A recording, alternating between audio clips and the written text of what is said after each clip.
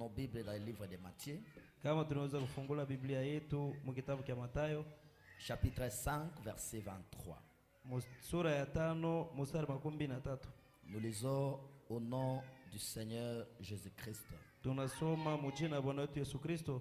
La Bible dit ceci. Biblia inasema hivi: Si donc tu présentes ton offrande à l'autel, kama wewe unakuya kutoa matoleo yako kwa madhabahu, et que là tu te souviennes que ton frère a quelque chose contre toi, na njoo pale wewe unakumbuka se ndugu yako moya iko na mambo moya zidi yako, laisse là ton offrande devant l'autel. Acha pale matoleo yako mbele ya madhabahu, et va d'abord te réconcilier avec ton frère. Na uende kwanza ukapatane na ndugu yako. Puis viens présenter ton offrande. Kisha urudie utoe toleo yako. Que Dieu bénisse la lecture de sa parole. Mungu abariki usome maneno yake. Vous pouvez vous asseoir. Mnaweza kuikala. J'avais promis que je devais parler sur planter la vigne et où la planter. Nalilaka ya kwamba nalipasha kusema juu ya kupanda mzeituni na wapi kuupandia. Mais Dieu m'a donné un petit sujet. Lakini Mungu alinipashia kishina kidogo que je devais faire suite à la prédication que j'ai prêchée récemment sur le pardon. Kienye nalipashwa kufanya endeleo juu ya mahubiri yenyewe nalitokea kuhubiri juu ya msamaha. Et après je pourrais entamer planter la vigne et où la planter. Na kisha hiki kishina ndio nitabeba sasa kupanda mzeituni na wapi kuupandia. Alors pour ce soir, na hivi kwa jioni ya leo j'aimerais parler sur la réparation. Na kwa jioni ya leo napenda kusema juu ya kutengeneza. Ça semble un peu drôle, iko nasikirika saa ina na maana, mais c'est un sujet qui cache trop de profondeur là-dedans. Lakini ni kishina kinyi kinaficha mapana ya mingi mule ndani. La réparation. Kutengeneza. Continuons d'abord avec la lecture. Tuendelee kwanza na usomi. Je recommence à partir du verset 24 et là nous venons de lire. Naanzia mstari wa 14 pale tunatokea kusoma. Ou carrément 23 tout au début. Kuanzia kwa mwanzo tu 13. Si donc tu présentes ton offrande à l'autel, kama uko natoa toleo yako kwa madhabahu, et que là tu te souviennes que ton frère a quelque chose contre toi, na njoo pale unajikumbusha kwamba ndugu yako iko na kosa wala na mambo na wewe, laisse là ton offrande devant l'autel. Acha matoleo yako pale mbele ya madhabahu. Et va d'abord te réconcilier avec ton frère. Na uende mbele ukapatane na ndugu yako. Puis viens présenter ton offrande. Kisha ukuye utoe toleo yako. 25. 15. Accorde-toi promptement avec ton adversaire. Uende ukapatane kwa haraka na ule adui yako. Pendant que tu es en chemin avec lui. Wakati uko njiani naye pamoja. De peur qu'il ne te livre au juge. Juu asikutoe kwa waamuzi. Que le juge ne te livre à l'officier de justice. Na waamuzi wasikutoe kwa wale wanasiasa wala wenye kupiga. Et que tu ne sois mis à prison. Na hivi wewe usiwekwe gerezani. Si tu as un problème avec quelqu'un, kama uko na mambo na mtu, mets-toi en ordre avec lui. Ase wewe utengeneze naye. Arrange avec lui. Utengeneze naye. De peur qu'il ne te livre au juge. Jule mtu asiende kukutoa kwa waamuzi. Et que le juge te livre à l'officier de justice. Na wale waamuzi wasikutoe kama ni wale wafanyakazi. Et que tu ne sois mis à prison. Na hivi usiwekwe ndani ya gereza. Je te le dis en vérité. Na kuambia kwa kweli, tu ne sortiras pas de là que tu n'aies payé le dernier quadrat. Hautatoka mule kama uyalipa ile malipo ya mwisho. Matthieu 5:13. Mathayo 5:13. Vous êtes le sel de la terre. Mwe ni chumvi ya ulimwengu. Mais si le sel perd sa saveur, sasa kama chumvi inapoteza butamu bwake, avec quoi la lui rendra-t-on? Sasa itatumiwa namna gani?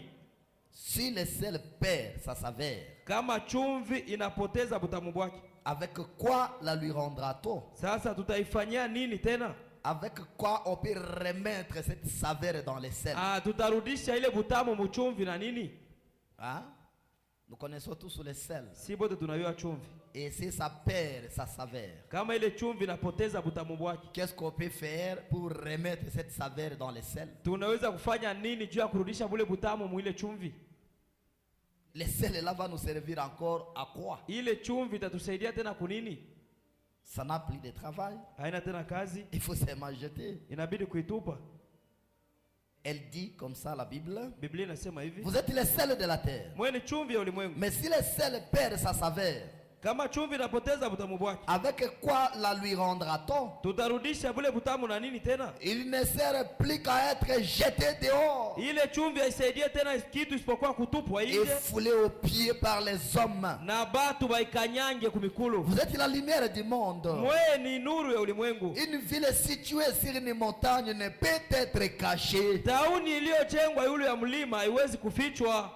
Et on n'allume pas une lampe pour la mettre sous les buissons, Na abawakishe tala juu ya kuificha chini ya kitanda, mais on la met sur les chandeliers. lakini banaiweka yulu ya kinara, Et elle éclaire tous ceux qui sont dans la maison. na iko naangazia batu bote benye kuwa ndani ya nyumba. Que votre lumière luise ainsi devant les hommes, Na nuru yenu iangae vile mbele ya batu, afin qu'ils voient vos bonnes œuvres juu batu baone matendo yenu nzuri, et qu'ils glorifient votre Père qui est dans les cieux. na basifu baba yenu mwenye kuwa kumbingu.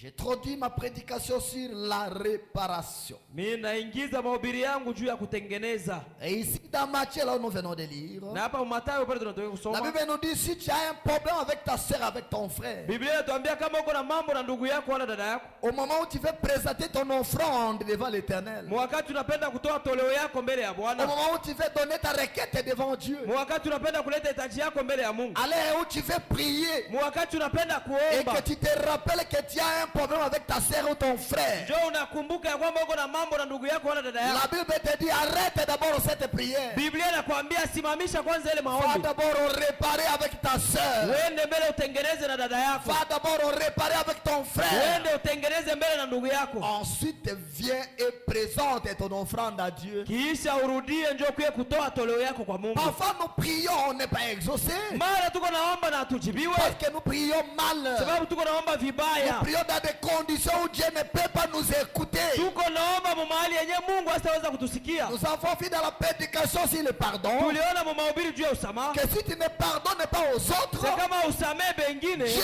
aussi ne peut pas te pardonner. na Mungu hataweza kukusamehe. Et avant de faire une demande à Dieu, Na mbele ya kulomba kitu kwa si Mungu, tu te rappelles que tu as un problème avec X et Y, kama unakumbuka kwamba uko na mambo na mtu fulani, arrête cette demande-là. simamisha ile maombi ile, Arrête cette prière. simamisha kule Va kulomba, voir la personne. uende uone mtu, Réparer la chose. utengeneze mambo, Arrange avec. tengeneza naye, Après, tu vas venir devant Dieu. kisha utakuya mbele ya Mungu, Donnez votre demande. ndio unaleta ombi Il yako, t'exaucera. pale atakujibu. Dieu Mungu ne pardonne pas les péchés non confessés. akwake na samehe zambi Il isiyokiriwa. y a des gens qui restent avec les péchés déshonnés sans arranger cela. Kuko batu bekubakia na mazambi miaka na miaka bila kutengeneza ile zambi, Et quand nous commettons quelque chose, na wakati unafanya kitu mwa cela fulani, est enregistré dans la 4e dimension. kipande kaine kinabeba ile, Ça ne s'efface pas. haizimikake. Quand tu injures quelqu'un, Wakati unachambula mtu, cette injure-là est en train de sillonner. ile domo ile iko nashunguluka ile Les ulichambula, gros yeux, les gros yeux, les gros Macho yeux, munene, les gros macho yeux, munene, les gros macho yeux. munene, macho Jusqu'à munene. ce que tu vas arranger avec la personne. mpaka pale utatengeneza na Alors wewe la mtu, puissance du pardon ndio uwezo wa va usamaha. aller à la recherche de ces gros yeux-là Utaenda kutafuta ile macho kubwa et ile effacer cela dans la 4e dimension. na kuzimisha ile mkipande kaine, Tant que tu n'as pas arrangé, mwakati wote tant uyatengeneza, que tu n'as pas réparé la chose, wakati hauyakiri kitu, la chose est là. kitu kinabakia pale, Vous ne le voyez pas. wewe Vous ukiona ne l'écoutez plus. hausikie tena, Mais ça y est là. lakini kiko mpaka Tu pale. pries. Unaomba Dieu n'écoute pas. Mungu asishikie, Parce qu'il y a des kwa choses sababu kuko que tu vitu dois mettre en ordre zenye unapasha avant de kutengeneza faire une demande à Dieu. mbele ya kulomba Mungu. Est-ce que vous me saisissez? Eti mnanisikia? Ce petit sujet, Asema ni kishina, mais un petit sujet, nika kishina mais kaloko, qui égorge une grande profondeur là-dedans. lakini kenye kuwa na upana mrefu sana pale ndani. Est-ce que nous sommes ensemble? Eti tuko pamoja. Si tu as un problème avec ton frère Kama uko na mambo na ndugu yako et que tu veux offrir une requête à Dieu, na ndio unapenda kutoa ulizo leo mwe kwa Mungu, arrête, ali simamisha, va le voir. uende umuone. Oh, ça fait longtemps. Oh, binakawia. Je pense qu'il a déjà oublié. Mimi nawaza isha sahau. Le fait qu'il a oublié Ile tendo yeye ne kusahau. veut pas dire que tu as réparé la chose. Haina kusema sasa ushatengeneza mambo. Et le frère Branham dit, Na ndugu Branham sema, pardonner, kusamehe ne pas oublier. haina kusahau. Parce qu'on est des humains. Sababu tuko batu. Il faut arranger. Inabidi kutengeneza. Il faut la réparation de la chose. Inabidi kutengeneza kitu. Nous sommes les sels de la terre. Sie ni chumvi ya dunia. Et si le sel perd sa Na saveur, kama chumvi inapoteza utamu wake, avec quoi la rendra-t-on? tutarudisha mule utamu na nini? Si le sel perd sa saveur, Kama chumvi inapoteza ça utamu wake, sert encore à quoi? ile chumvi itasaidia tena Et kunini? si toi tu es chrétien ou Na chrétienne kama wewe ni Mkristo mwanaume au et mwanamke que tu perds cette vie chrétienne, na ndio unapoteza ile maisha ya qui Mkristo, sert encore à quoi? wako unasaidia tena kunini? Tu te dis croyant du Uko message unajiita mwaminifu wa et ujumbe, la vie du message n'est plus à na toi. maisha ya ujumbe haina Tu tena na sers wewe. encore à quoi? Wako unasaidia tena kunini? Parce que les femmes vont me dire, Sasa ndugu mnasema j'ai toujours besoin de quelqu'un Mungu anakuwa kila siku na lazima na qui Mungu lui peut prêter du doigt mwenyewe anaweza kumshota et dire kidole voici mon fils. na kusema ona njoo mtoto wangu, Celui-ci c'est mon enfant. huyu ni mtoto wangu. Dieu a besoin de hommes qui les représentent valablement. Mungu iko na lazima ya watu wa kumuwakilisha mzuri. Amen. Amen. Si le sel se fait saveur, Kama chumvi inapoteza utamu wake, avec quoi la rendra-t-on? tutarudisha mule utamu na Nous nini? sommes une ville située sur la montagne. Tuko town yenye kujengwa yule ya mlima, Et une ville située sur la montagne na ile town yenye kujengwa yule ya ne mlima peut pas être cachée. haitaweza C'est kufichwa, au vu de tout le monde. watu wote biko Et naiona. quand on allume une lampe, Wakati wanawakisha ce tala n'est pas pour les cacher, haina juu ya c'est de kuifichika, les mettre dans les ni chandeliers, juu ya kuiweka de mkinara, sorte que cela éclaire la maison. juu ile nuru yangae nyumba yote. Mais est-ce que réellement toi tu as une lampe? Eti kwa kweli wewe ni tala. Amen. Amen. La réparation. Kutengeneza Et d'après le dictionnaire, na sawa na kamusi, la réparation a plusieurs significations. kutengeneza kuko na maana ya mingi. C'est une action de mettre en état quelque chose qui est abîmé, Ni tendo ya kutengeneza kitu mwali yake kile kilikuwa kisharibika, quelque chose qui est cassé kitu kile kilivunjika ou qui ne fonctionne plus. au kenya kitumike tena. Tu sais que tu ne te salis plus avec cette sœur-là. Unajua sawa na ule dada mulamuke C'est-à-dire yake votre tena, relation là n'est plus connectée. ni kusema ile patano yenu haina yako tena, Vous ne vous parlez plus. amusumburishane tena. Avant de faire une demande à Dieu, Mbele ya kulomba kitu kwa va Mungu, voir d'abord ta sœur. uende kwanza uone dada Tu yako. peux prier, tu peux jeûner. Unaweza kuomba na Dieu ne kufunga, t'exaucera pas. Mungu hasa Parce kujibu, qu'il y a quelque chose dont tu dois réparer. sababu kuko kitu kile unapasha kutengeneza. Oh Seigneur, Amen. ça c'est une prédication. Hii ni mahubiri. Je vous demanderai de ne jamais être distrait, Mina milomba msirengame, mais de saisir ce que l'Esprit est en train de vous dire. lakini mushike kile roho iko na miambii. Parfois, Mara. c'est la cause de nos échecs. Ndio sababu ya kushinda C'est la kwetu. cause de prières non exaucées. Ndio sababu ya maombi yenye On ijibiwa. gêne et on prie, on donne la dîme, on soutient l'œuvre, mais on n'évolue pas. Tunafunga, tunaomba, tunaleta chekumi, Il y a tunashukamanisha kazi na quelque kila chose kitu. qui bloque nos prières. Kuko kitu kya kufunga maombi Il y a yetu. quelque chose qui bloque nos bénédictions. Kuko kitu kya kushibiria mabaraka Si yetu. arrangé, Kama kuko vya va kutengeneza, d'abord arranger. uende kwanza Va utengeneze. d'abord réparer. Uende utengeneze. Après, venez devant Dieu. Kisha ukuye mbele ya Faites Mungu. votre prière. Fanya maombi Il yako. t'exaucera. Atakujibu. Branham était dans sa voiture un jour. Brema alikuwa mgari yake siku moja. Il avait des pommes dans le capot de sa voiture. Alikuwa na mabombe mule nyuma ya motoka. Pommes. Et Pombe. pendant qu'il est arrivé Na dans le wakati péage, alifika mule bupeage, on lui a demandé, il y a quoi dans votre capot? bakamuuliza kumkongo ya motoka yako kuko nini? Il a dit, non, rien. Akasema hamuna kitu. Et il a continué sa marche. Na akaendelea safari yake. Arrivé chez lui, Kufika kwake, on lui amène un enfant dont il devrait prier. banamletea mtoto mahali pasha kuombea. Il prie. Anaomba. L'enfant n'est pas guéri. Mtoto apone. Dieu lui dit, stop. Mungu anamwambia simama. Tu as mati là-bas. Ulilanda kupeana. Rentre. Rudia. Va d'abord arranger. Uende mbele utengeneze Dès kule. que tu termines à réparer, Wakati utaisha kutengeneza, viens devant cet enfant. kuya mbele yule mtoto. Prie. Umuombe. Je vais t'exaucer. Nitakujibu. Il y sera guéri. Hadi atapona. Branham était obligé de rentrer là-bas Branham alilazimishwa kurudia pour kule. s'excuser devant ces gens. Kuya kutubu kubale C'est watu. pourquoi il n'y a pas de tabou. Ndio manake hakuna vya bure. Il n'y a pas de péché en négligé. Hakuna dhambi ya kudharau. Est-ce que vous me saisissez? Mnanisikia? Pendant est allé arranger. Il est revenu. Il a posé les mains sur la femme. Il était complètement guéri. C'est quoi ça? La puissance de la réparation. Quand on répare la chose devient nouvelle. Ça fonctionne comme auparavant. Mais sans la réparation, vous allez vous enfoncer. Est-ce que nous sommes ensemble? La réparation c'est quoi? Amen. Action de remettre en état quelque chose qui est abîmé. Quelque chose qui est cassé ou qui ne fonctionne plus. Deuxième définition. Action de compenser un préjudice subi.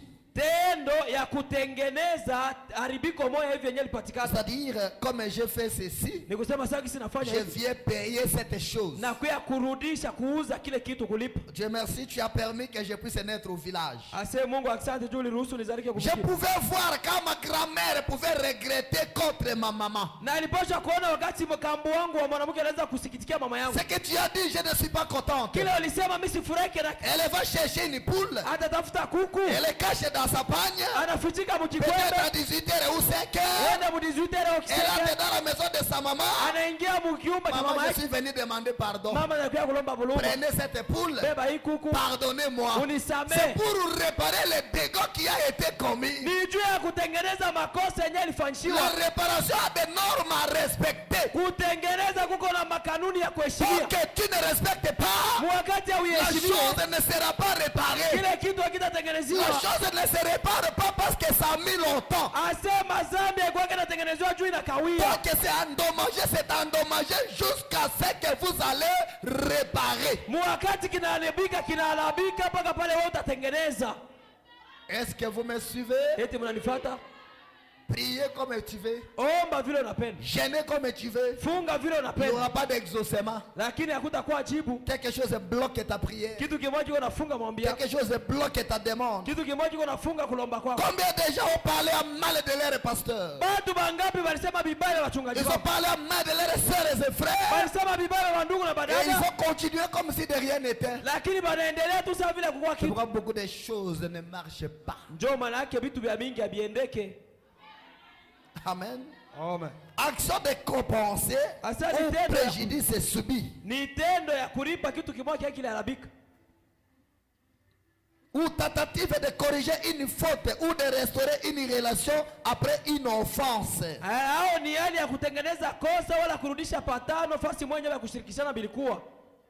Est-ce que vous me suivez?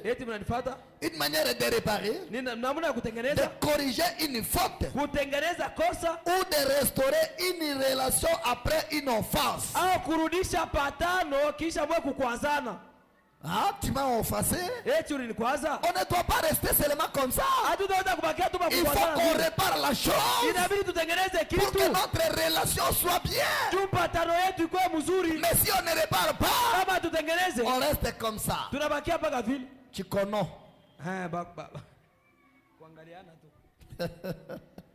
Amen. Amen. Alors, prenons les 7 prophètes Branham. Je suis dans la brochure quand Tanti Eli. Prêché le 12 avril 59. Paragraphe 19. Ici Branham relate l'histoire d'une femme. Et c'est par ceci que j'ai été inspiré pour vous amener cette prédication. Frère Branham dit, je pense que nous pouvons exprimer cela comme l'a dit la vieille dame de couleur dans le Cid.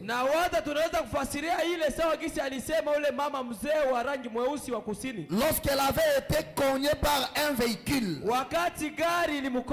une voiture l'avait heurté. Une voiture l'avait heurté. Et on lui avait demandé si elle voulait engager des poursuites et dommages terrain. Est-ce que vous me suivez?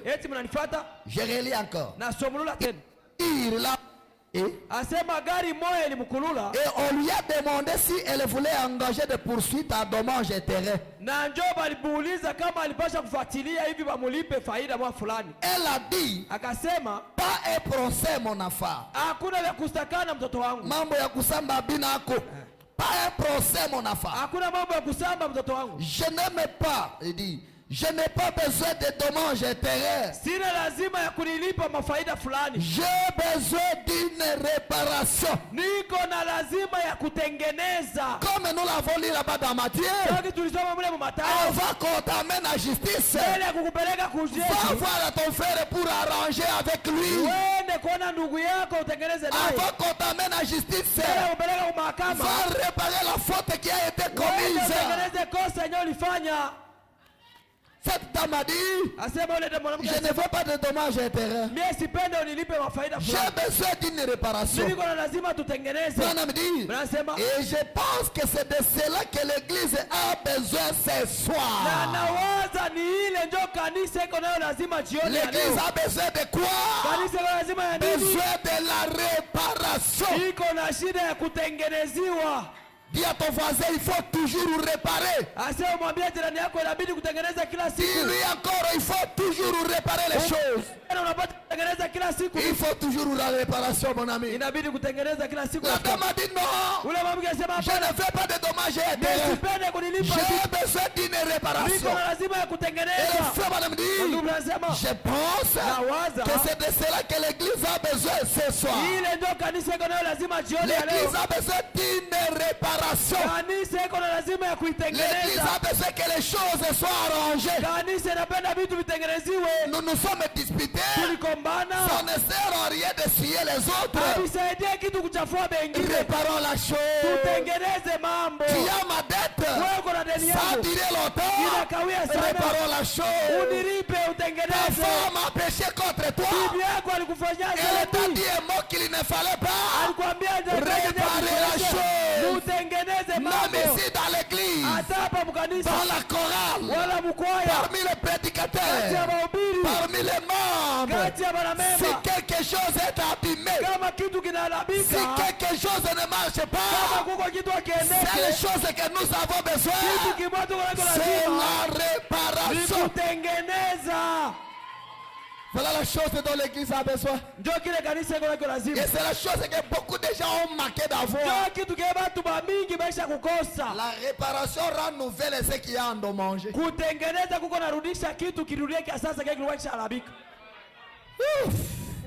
La réparation ramène les choses à nouveau. Si les fiancés se disputent un peu et que l'homme dit on arrête par là, après une semaine il répare la chose. Il y aura une allure plus qu'auparavant. La réparation rend nouvelle ce qui est vieille. La réparation rend nouveau ce qui est abîmé. La chose dont l'église a besoin, c'est la réparation. La réparation, celle de païens les chrétiens. La réparation, c'est unir ceux qui sont désunis. La chose dont l'église a besoin ce soir, c'est la réparation. Madame dit, une réparation, un lieu sous les genoux, afin que nous puissions être seuls. Je suis dans la brochure. Que fais-tu ici? Prêcher le 1er mars 59 soir. Paragraphe 65. Madame me parle toujours de cette dame-là. Il dit, et je pense qu'elle a bien parlé pour cette communauté. Pour cette église, cette dame avait bien parlé. Qu'est-ce qu'il nous faut? La réparation. Le pasteur a mal parlé contre toi. Réparons la chose. Ta sœur t'a coincé. Elle a parlé quelque chose qui ne t'a pas plu. Réparer la chose. Ton frère t'a dit ce qu'il n'aurait pas dit. Ndugu alikwambia kitu kia kupashwa kukwambia. Réparer la chose. Mutengeneze mambo. C'est la chose qu'il nous faut. Ndio kitu kinatupashwa. Alléluia. Amen. Les frères me disent, c'est ça qu'il faut. Elle a bien parlé pour cette église. Asema ndio yeye anapashwa kwa hii kanisa hii. Ce soir. Jioni ya leo. Et pour cette Amérique vouée à la fin. Na kwa hii Marekani yeye konaenda mgeena. Elle n'a pas rétrogradé. Ule mwanamke akurudia nyuma. Non, non, l'Amérique Sawa vile Amerika n'a pas rétrogradé. Marekani akurudia nyuma. Ça m'est déjà fini d'elle. Ase kwache kunaisha. Elle n'est pas en route vers la fin pour la fin. Yo haina mubarabara kuendea geena. Elle est déjà arrivée à la fin. Yo ilishafika mgeena. Elle ne sera pas perdue. Haitapotea. Elle ne va pas être perdue. Haitaweza kupotea. Elle est déjà perdue. Yo ilishapotea. Elle a besoin de faire une poursuite à dommage. Haina lazima ya kufuata juba balipe Intérêt. wala faida. Elle a besoin d'une réparation. Marekani iko na lazima ya La kutengeneza. chose est déjà arrivée. Kitu kilishafika. Ça sert à quoi de garder les raquines? Inasaidia nini kuweka mima? Il t'a déjà injurié. Yesha kuchambula. Est-ce que tu as changé? Nini ndio inabadilika? La chose qu'il faut, Kitu kinapaswa c'est la réparation. ni kutengeneza. C'est l'arrangement. Kutengeneze. Est-ce que tu amènes à ça? Eti mtu mmoja sema amina kwa ile. C'est déjà arrivé. Bilishafika. C'est déjà fait. Bilishafanyika. On ne lutte pas contre ce qui est déjà là. Aba kwake na kombanisha juu ya bila vitu vishafika. Ce qui est déjà arrivé. Kitu kilishafika. La seule chose à faire, Kitu ya kufanya c'est la réparation. ni kutengeneza. Chercher une piste vers la solution. Tafuta muende kusuluhisho. Mais la chose est déjà endommagée. Vitu vilisharabika. Tu veux endommager davantage. Unapenda kubiharabisha zaidi. Ça sert à quoi? Inasaidia nini? C'est déjà arrivé. Bilishafika. C'est déjà fait. Bilishafanyika. Il a déjà parlé. Aisha sema. Il a déjà raconté. Aisha fasiria. Cherchons à réparer. Tutafuta namna ya kutengeneza. Cherchons à arranger. Tutafuta namna ya kutengeneza. Branham dit, Anasema elle a besoin d'une réparation. aseko na lazima ya kutengeneza. C'est la vérité. Ni vya kweli. Dieu sait où vous êtes. Mungu anajua wapi mwe mwiko. Il sait où vous êtes couché. Anajua wapi ndio mlishalala. Même si tu te caches où, Hata unalificha Dieu wapi? connaît. Mungu anayua. Même si on essaye d'oublier, Hata tunapima Dieu kusahau. connaît. Mungu anayua. Réparons, Tutengeneze. arrangeons. Tutengeneze. Ainsi nous irons bien de l'avant. Na njoo vile tutaenda mzuri kumbele. Est-ce que quelqu'un dit amen? Eti mtu anasema amina. Ma soeur, Dada yangu, ton mari t'a blessé. bwana yako alikukwaza. Ça ne sert en rien de garder une allure qui n'est pas bonne dans la maison. Aisaidie kitu kuchunga makasirani hali mwa Ça mubaya ne sert mnyumba. en rien de garder les mauvaises humains. Aisaidie kitu kukuwa na hali mbaya mnyumba. Réparer la chose, Tengeneza vitu. aller de l'avant. Muendelee kumbele. La marche est longue. Safari ni mrefu. La vie continue. Maisha inaendelea. Réparons, Tutengeneze. avançons. Tuendelee mbele.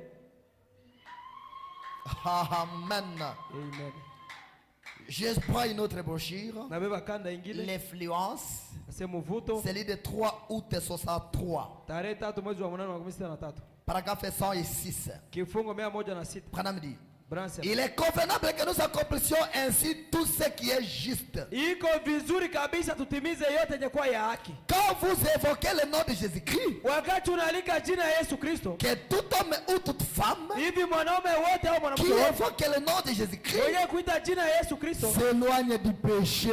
ajitenge mbali na dhambi.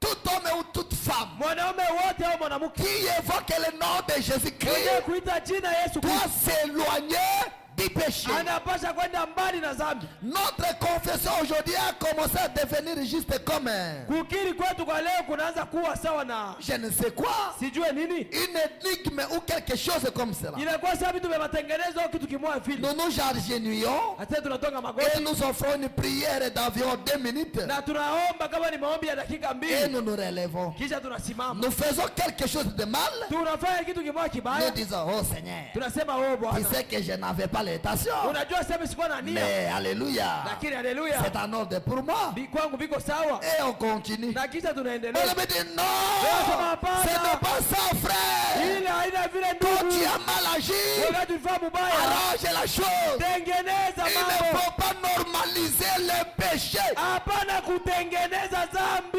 Il ne faut pas se consoler dans la souillure. Hapana kujifariji mubuchafu. Tu sais ce que le diable te dira? Unajua vile shetani anakuambia? Tu n'es pas la première personne, non? Wewe hauna mtu wa kwanza hapa. Qu'elle avait fait. Mtu fulani alifanya. Il est déjà revenu. Yeye alisharudia. Qu'elle avait parlé. Mtu fulani alisema. Mais le voilà aujourd'hui. Tu n'es pas la première. Anasema wewe ne te console pas. Usijifariji. Arrange la chose. Tengeneza mambo. Prépare la situation. Tengeneza vizuri. C'est comme ça que tes prières seront exaucées. Njoo pale maombi yako itajibiwa. Nous avons laissé de petites choses. Tulishaje tu vitu tudogo. Or le frère me dit, na ndugu anasema ce sont de petites choses. Ni vitu tudogo. Mais tiennent de grandes choses en place. Asema tuko nafunga vitu vikubwa. Nous sommes allés chercher Dieu dans la chair humaine. Tunaenda kutafuta Mungu mwili wa mtu. Or Dieu ne peut pas descendre dans une chair de péché. Kwenye Mungu hawezi shuka mwili wa dhambi. Il fallait commencer par balayer la maison. Inabidi kwanza kufyakia nyumba. Ôter la souillure. Kutosha buchafu. Après que la maison est torchonnée. Wakati nyumba inakoropewa. La maison est nettoyée. Nyumba inasafishwa. À ce moment-là, Dieu descendra dans cette maison. Mungu atashuka mwile nyumba. Et cette maison c'est ton corps. Ile nyumba ni mwili wako. Il faut qu'il soit nettoyé, purifié, lavé. Inabidi mwili wako usafishwe, utakaswe kwa que le péché soit loin de toi. Dhambi kwa mbali na wewe. Que tu n'aies plus le désir de péché. Usikuwe tena na tamaa ya dhambi. En ce moment Dieu descendra dans la chair. Ile wakati ndio Mungu ataingia mwili. Mais nous avons parlé de Dieu dans la chair humaine. Lakini tunasema juu ya Mungu mwili wa mtu. On l'a ramené jusqu'à nous. Tunamuleta paka na kwa. Or nous-mêmes nous ne le méritons pas. Kwenye si benyewe hatustahili kuwa na Mungu. Dieu dans la chair humaine. Mungu mwili wa mtu. Très bien. Mzuri sana. Mais quelle chair? Sasa ni mwili kani ule wa dhambi. Ta chair est là. Mwili wako ule. Réellement il peut entrer. Kweli kabisa Mungu ataikala mule. Avec ta façon d'agir. Voilà, mais quand nous commettons quelque chose que nous connaissons très bien que c'est mal, on fait juste une petite prière. Seigneur, pardonne-moi. Tu sais que je suis un humain. Seigneur, je ne suis pas la première personne à faire ça. Je suis un homme, Seigneur. Il explique à Dieu comment il est un homme. Quel dommage. Quel malheur. Aujourd'hui, quand on condamne le péché, à la sieste, les gens pleuraient. Les gens se répartaient. Ils allaient voir leurs frères ou sœurs dont ils avaient péché. Mais aujourd'hui, on sourit, on se réjouit et on oublie. Ah, il a bien prêché aujourd'hui. On ne prêche pas bien pour seulement être flatté qu'on a bien prêché. Mais quand on prêche, on veut que cette bonne prédication produise des fruits à toi. Oh, nos prédicateurs prêchent très bien. Si nos prédicateurs prêchent très bien, c'est-à-dire nous devons vivre très bien. Comment on peut bien nous prêcher alors que nous ne vivons pas bien?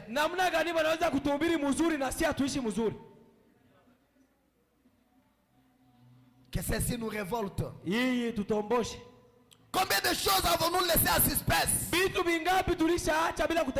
Tu as contre Mary, tu ne lui as jamais vu. C'est resté seulement comme ça. Oh non, c'est déjà diré. Ça a diré, maintenant ça fait quoi? Réparer. Va voir la personne. Arrange avec lui. Amen. Amen. Ce n'est pas ça, frère. Ça est, oui, il dit. Il vous faut éprouver une tristesse selon Dieu. Il vous faut confesser cette chose-là. Tu as volé, dit Seigneur, je suis coupable, j'ai volé. Ne montre pas à Dieu combien tu es digne de faire ça.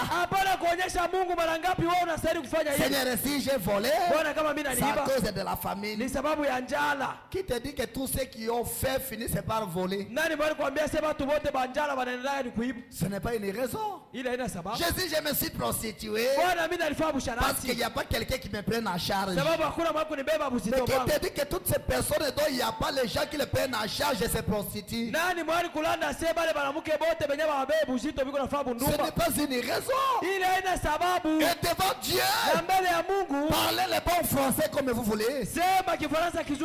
Tu n'auras jamais raison. Et laissez-moi vous le dire, Dieu n'est pas un démocrate. Dieu, il dicte les choses et ça reste comme ça. Ce n'est pas toi, tu dis, Dieu dit, tu viens l'expliquer, tu le montres combien de fois et... Non.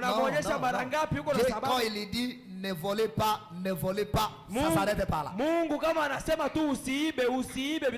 Tu voles, tu es condamné. Arrangeons. Ma soeur, combien de fois tu as pris les choses de la maison pour aller raconter ailleurs? Combien de fois tu as pris les erreurs de ton mari pour raconter à tel? Réparer. Parle avec lui. Ne faites plus cette erreur-là. Mon frère, on ne parle jamais de sa femme aux autres. Combien de fois tu as parlé les erreurs de ta femme à tes amis? Combien de fois tu as parlé à tes oncles, tes grands frères et ainsi de suite? Même si ça arrive, réparer. La marche est longue. Réparer. Parler à couple. Parler à famille. Combien de fois tu as parlé de ta famille et qui ne s'occupe pas de toi? Vous savez, et ça j'ai dit que ce sont des faibles qui accusent les autres.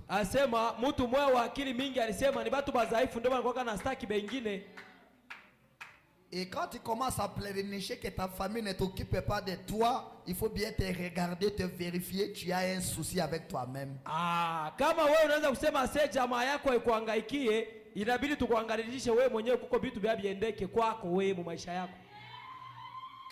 La famille ne s'occupe pas de toi. Qui s'occupe de la famille?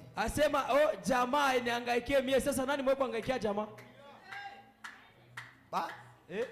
La famille ne s'occupe pas de moi. À un moment, les gens pensent comme si seulement que le nom c'est la famille, c'est-à-dire qu'il y a une somme pour cette famille afin de s'occuper des autres.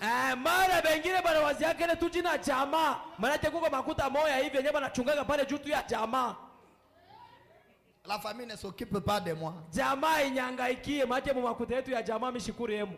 Je vous dis la vérité, dès que tu commences à te pleurnicher comme ça, vérifie-toi, tu as un souci avec toi-même. Bien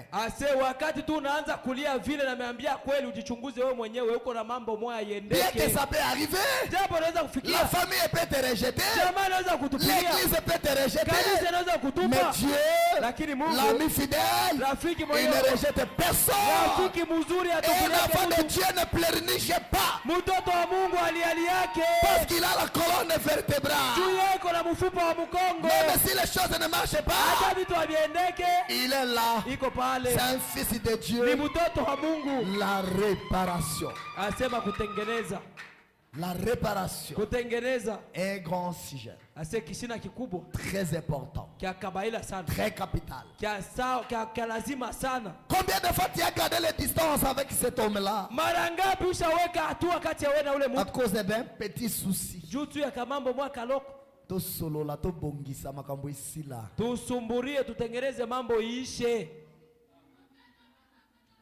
Est-ce que quelqu'un m'écoute ici? Je n'avais pas un programme de prêcher, moi. Même les huissiers sont surpris quand ils me voient ici à la chaire. Ils savaient qu'il y aurait quelqu'un autre qui va prêcher aujourd'hui. Moi-même, je ne pensais pas que je vais prêcher. Mais je me retrouve seulement en train de prêcher. Et Dieu savait qu'il fallait ça. Ça, c'est de la bombe. C'est la bombe. Combien de fois tu ne parles plus avec les gens de ta famille? Mara ngapi usumbulishanake tena na watu wa mjamaa yako? Ça ne sert en rien de garder la colère. Haisaidie kitu kuchunga kasirani. Réparer. Tengeneza. La marche est longue. Safari ni mrefu. Les erreurs, makosa il y en aura. Itakuwa yako. Mais il faut la réparation. Lakini inabidi kutengeneza.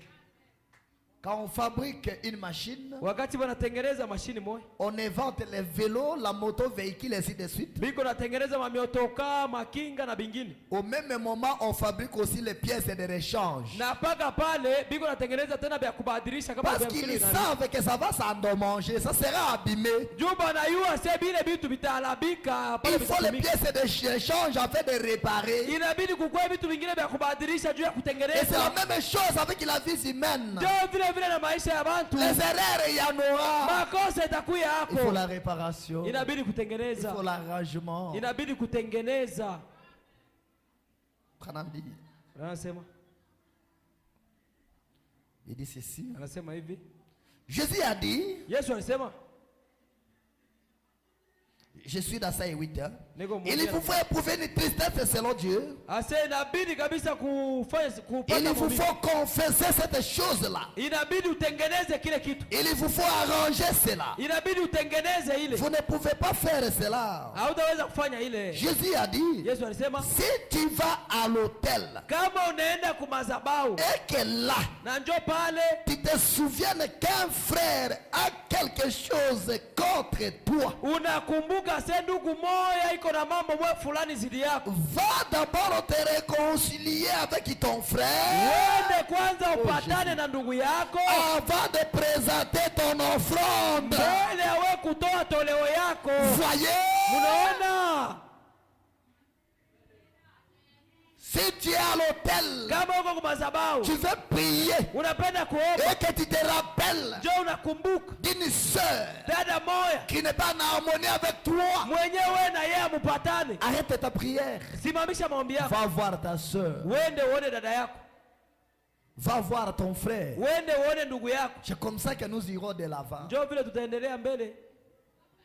Voyez, il est convenable que nous accomplissions ainsi tout ce qui est juste. La parole faite chair. Prêché le 3 novembre 1954. Paragraphe 257. Pendant me dit, l'aimez-vous? L'assemblée dit Amen. Il dit, écoutez mes amis chrétiens. S'il y a quelque chose dans votre cœur contre quelqu'un, est-ce que vous me suivez? Rocher, vous êtes là? Alors suivons les prophètes. S'il y a quelque chose dans votre cœur contre quelqu'un, tu avais déjà dit, ne me verrai jamais chez lui. Je ne le saluerai plus jamais. Je ne serai jamais en contact avec lui. Quelque chose contre quelqu'un, allez vers lui maintenant et réconciliez-vous. Avec des prédications comme ça, tu veux pleurnicher, mon mari, je ne vais pas te recevoir. Allez seulement vous réconcilier.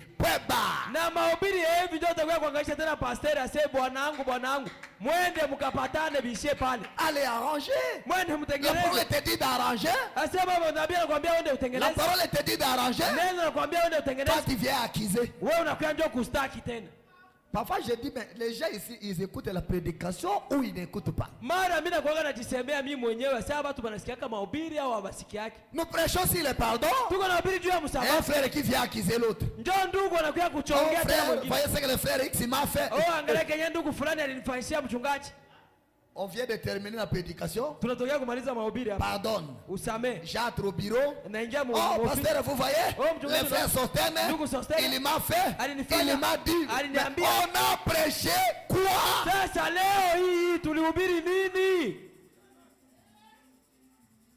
Je Je dis, mais apparemment, on travaille, mais les gens ne comprennent pas comment nous sommes en train de travailler.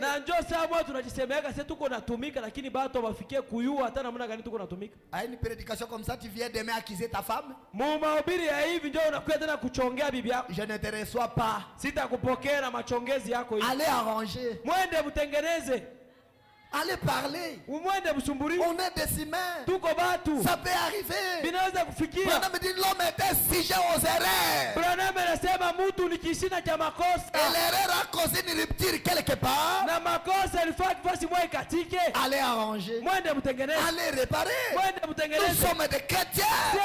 Nous sommes une famille. Il faut la réparation. Après la réparation, oubliez le passé. Allez de l'avant. Pourquoi tu dois garder Rakine? Rocher, ne soyez pas comme les autres. Vivez selon la parole que vous écoutez.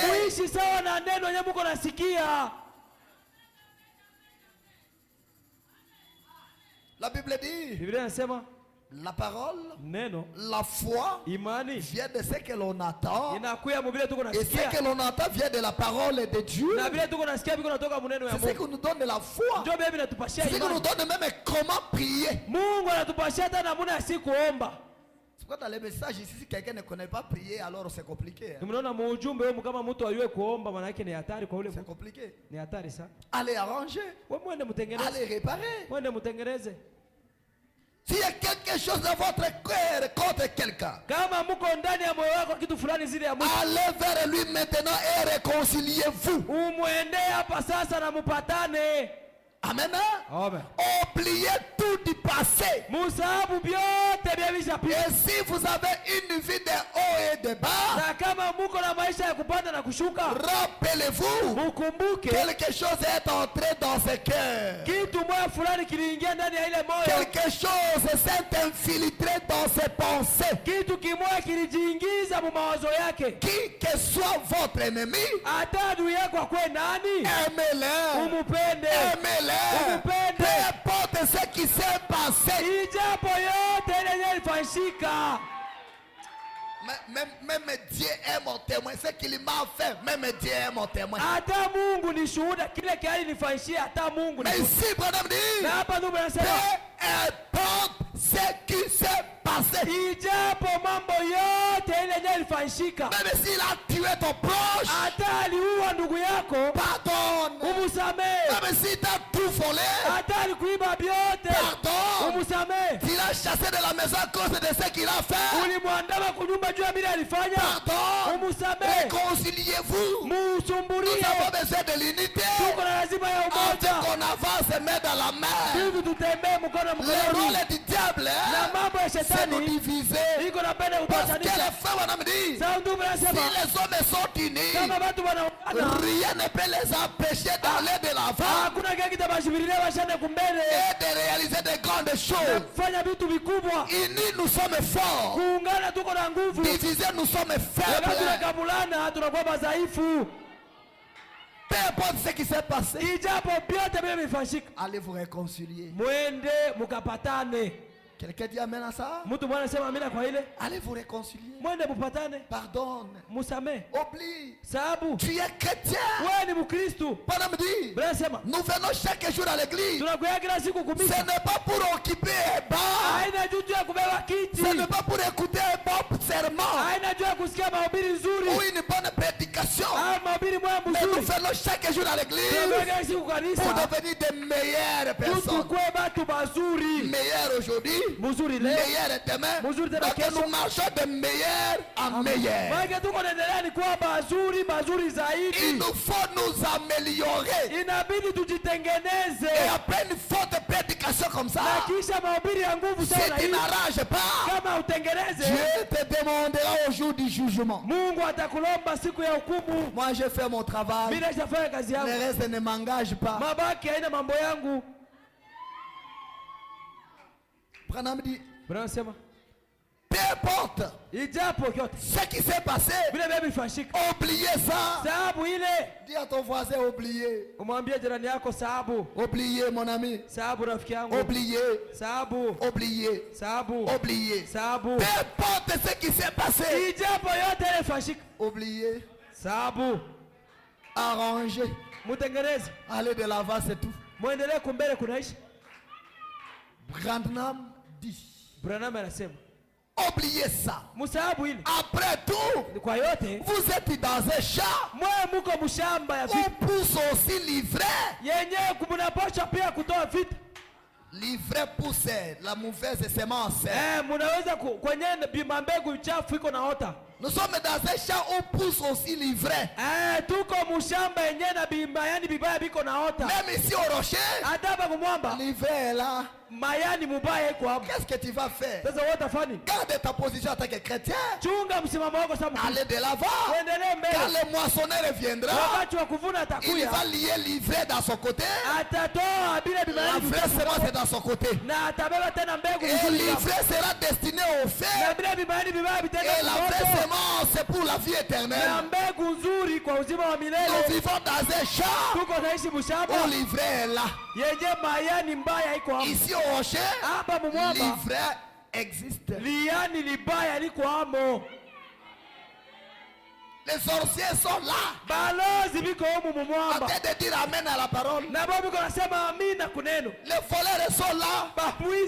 En train de crier Dieu dans la chair humaine. Les prostituées sont là. Très bien habillées. Ils disent amen. Mais toi, ne sois pas comme eux. Soyez un enfant de Dieu. Arrangez. Réparez. Dieu te bénira. Branham dit. On les constate. Mais nous devons pousser tous les deux ensemble. Nous devons pousser ensemble. Amen. Il dit ceci. Je suis dans les péchés pardonnables.